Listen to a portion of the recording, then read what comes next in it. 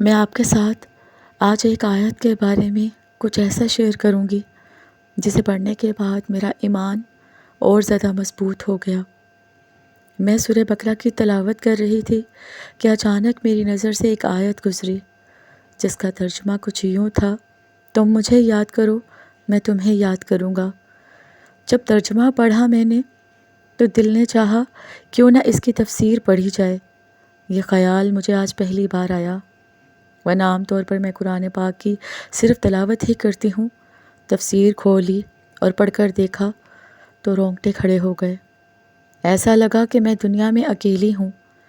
پہلی بار ایسا لگا کہ ایک ذات ہے جو مجھ سے اتنی محبت کرتی ہے۔ تم مجھے یاد کرو، میں تمہیں یاد کروں گا۔ اس آیت مبارکہ میں اللہ تعالیٰ اپنے بندے سے محبت کا اظہار کر رہا ہے، ایسی محبت جو تمام محبتوں سے افضل ترین محبت ہے، ایسی محبت جو تمام محبتوں سے پاک محبت ہے۔ وہ بار بار کہہ رہا ہے، مجھے یاد کرو، میں تمہیں اپنی رحمت کے سائے میں رکھوں گا، تمہیں کبھی نہیں بھولوں گا، ہر مشکل میں ساتھ دوں گا۔ تم مجھے ایک بار پکار کے تو دیکھو، صرف ایک بار سچے دل سے، میں یہ دنیا تمہاری کر دوں گا۔ پھر مزید میں نے تفسیر پڑھی جس کے پڑھنے کے بعد میرے آنسو جاری ہو گئے کہ اگر تم سچے دل سے اللہ کو پکارتے ہو تو اللہ 70 بار اپنے بندے کی فریاد پر جواب دیتا ہے اور کہتا ہے، مانگ میرے بندے کیا چاہیے تمہیں، تم فریاد کرو، میں فریاد پوری کروں گا۔ مانگ مجھ سے، میری رحمت بہت بڑی ہے، میں رحیم ہوں، کریم ہوں، تو مانگتا جا، میں دیتا جاؤں گا۔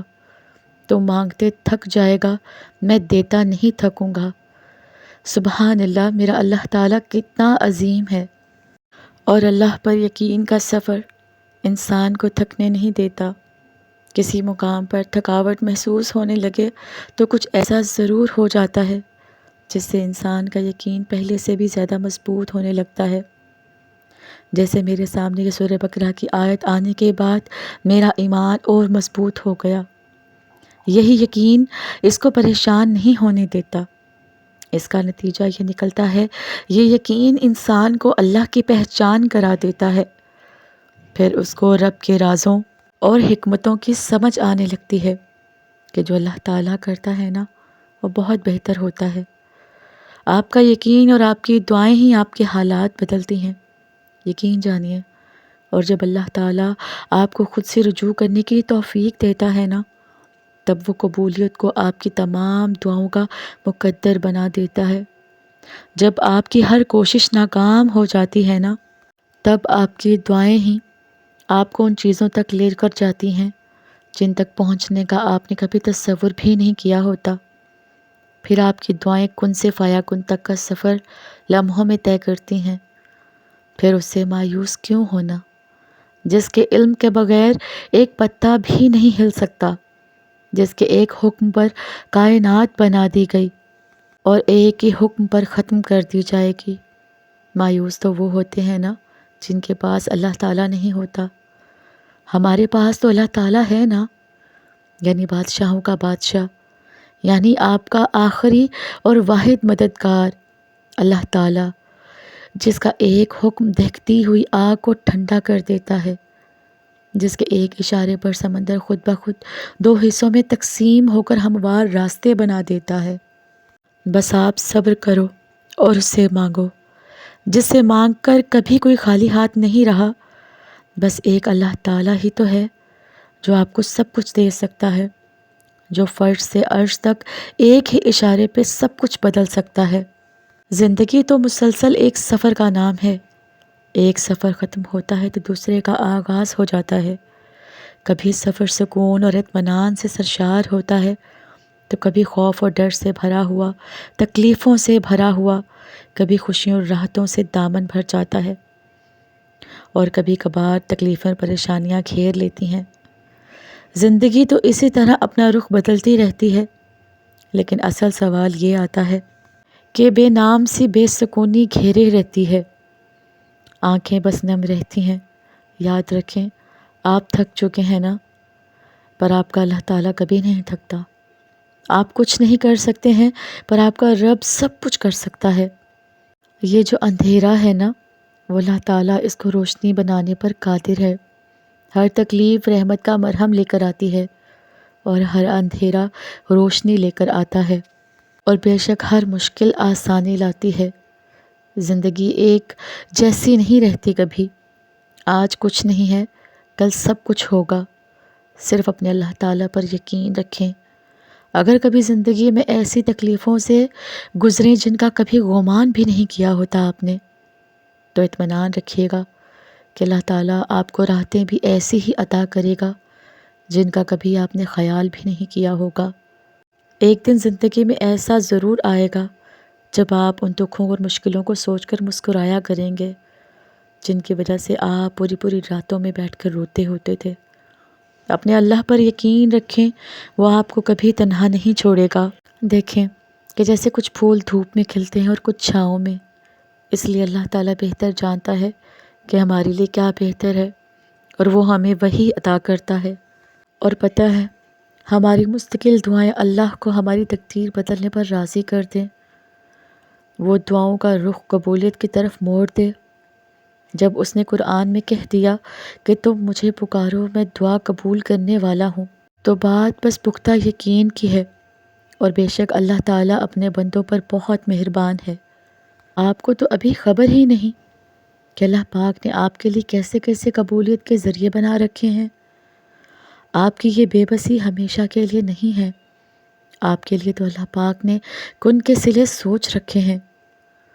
کیوں لگتا ہے آپ کو کہ اللہ ناواقف ہے؟ آپ سے اس نے آپ کے سبھی آنسوؤں کا حساب کر رکھے ہیں۔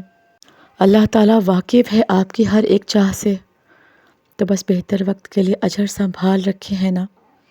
آپ بس یقین سے اس کے فیصلوں کا انتظار کریں، وہ بنا دے گا وہ سبھی کام جو اب تک آپ کے بگڑے ہوئے تھے، وہ جو ملتا نہیں اور کسی صورت بھولتا بھی نہیں۔ یہ راز ہیں مصلحتوں کے جو اللہ نے سب سے چھپائے ہوئے ہیں۔ دعاؤں میں اگر دل لگنے لگے تو جان لیں کہ اللہ تعالیٰ نے آپ کے مقدر بدلنے کی ٹھانی ہوئی ہے۔ اپنے منصوبوں کے ٹوٹ جانے پر آپ دیکھیں گے کہ اس نے آپ کے لیے کیسے حیران کن منصوبے بنائے ہوئے ہیں۔ یہ جو اب تک آپ کا صبر ٹوٹا نہیں ہے نا، یہ اللہ پاک ہی تو ہے جو آپ کو تھامے ہوئے ہے۔ ضروری تو نہیں کہ انسان جو چاہے جیسا چاہے اسے ویسا ہی سب مل جائے۔ کبھی کبھی وہ اللہ دے کر بھی آزماتا ہے، اور کبھی کبھی لے کر بھی۔ کبھی کچھ چیزوں کے چھن جانے پر انسان مکمل طرح سے ٹوٹ جاتا ہے، نا امید سا ہو جاتا ہے، یوں لگتا ہے کہ جیسے اس کے جینے کی وجہ اس سے چھن گئی ہو، مگر وہ تو اللہ تعالیٰ ہے نا، وہ سب جانتا ہے، آپ کا بہتر بھی اور آپ کا بہترین بھی۔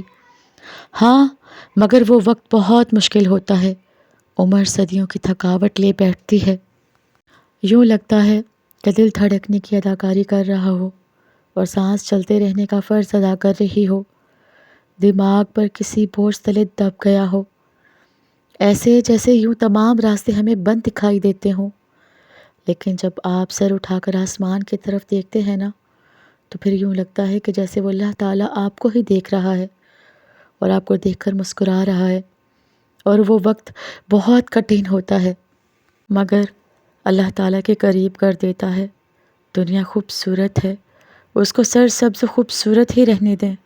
اپنے مال و کردار کو بہترین بنائیں، بہترین مال جس کو آپ نے صدقہ جاریہ میں لگا دیا، بہترین انسان جس نے اپنے کردار سے دوسروں کے دلوں میں عزت بنا لی۔